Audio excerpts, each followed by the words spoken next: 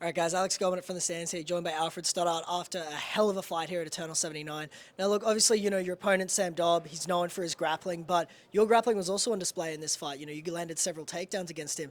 Was that kind of the plan coming into, to show your grappling and your development as a mixed martial artist? There's a big misunderstanding of my skill set. I love to strike. I started striking before I even started training. But Ben Power got me in jiu-jitsu from zero. My jiu-jitsu record is 50 matches. 40 of them are wins, and only 2 of them are by decision. The rest are all submission. I'm a grappler. I'm a jiu-jitsu artist and a submission artist at the best.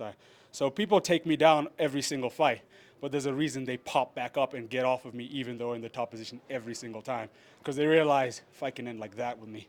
So when it comes to the grappling, I'm comfortable, man. I'm ready. It feels good. I do wall wrestling at MMAFT. It's fucking punishing. And then Ronaldo jumps in and he takes us down afterwards. You're not going to scare me with some wall wrestling. You're not going to scare me with if I'm on the bottom and someone's throwing something. So then we come back to the striking. I've been striking since wherever. Ben Power's on my ass every single time I throw something shit. He's just like, you landed it, but why the fuck was your hand down? Why give him a chance? Fuck, I got the best coaches, and they put it on me. I got the best teammates. They put it on me as well, and I put in the best work. Yeah, definitely. Now, look, obviously, we saw sort of the sigh of relief and, the emotions after you won the fight. Obviously, your last fight was, opponent missed weight. It wasn't the best circumstances going into the fight. But can you just talk me through how you feel now getting not just your first professional victory, but your first professional victory over, a very tough fighter that's been on the scene for a while? Fuck yeah. Yeah, the middleweight division is kind of weird. There was a point where I couldn't find a fight even after getting knocked out in the first round. I was like, wait a minute.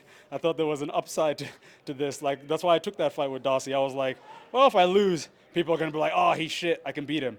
And if I win, then I have to wait like 7 months before a fight. But then I lost, and then I was calling up promoters, and they're like, we can't find anyone. People are still saying no. I'm like, why? But yeah, it was just vindication, man. The amateurs were a trip because I took the hard road. I didn't duck a single person. Every single amateur middleweight I fought was at least over 6'1", 6'2", with great records. I fought the who's who of the amateur scene, and it was just wild to not see people taking fights, just refusing in the amateurs when it doesn't matter. So wanted to see that translate in the pros, to realize okay, I'm a pro as well. I wasn't just beating guys who were doing it for the amateurs and then when they stopped. I want to be part of that group of people who said they put everything on the line, not just the big gloves and the no heel hooks. Yeah. So fuck yeah, it was super vindicating. That, and I have a lot of weapons. I haven't shown them yet, but I have a lot of weapons. My coaches know that. That was just a few of the weapons I got. And now I'm getting comfortable. Like I told the interview at MMA Australia, I told them all I need is comfortability. Win, lose, draw the next 3 fights. Once I tick over and realize oh, this is that game, this is sparring, today was a little bit of it. I stepped in the ring and you saw me walking around wait a minute, this feels like a Sunday. This feels like, man, once that ticks over, it's over. Yeah. I swear to you, it's over. Yeah, for sure.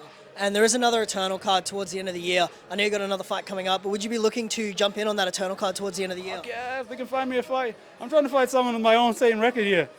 The only problem with me is I'm good enough that the only people I can fight are vets. And the vets are why fight him? And I'm like, I get it. I want to fight someone my own from my generation of the amateurs, but I'll take on anyone. Yeah. Records are for DJs, and experience is the main thing. And again, like I said, all this shit is noise. The promotion, the people screaming, all that is noise. In the end of the day, it's me and him locked in a cage, and the truth will come out one way or another. No better word spoken. Alfred, congrats.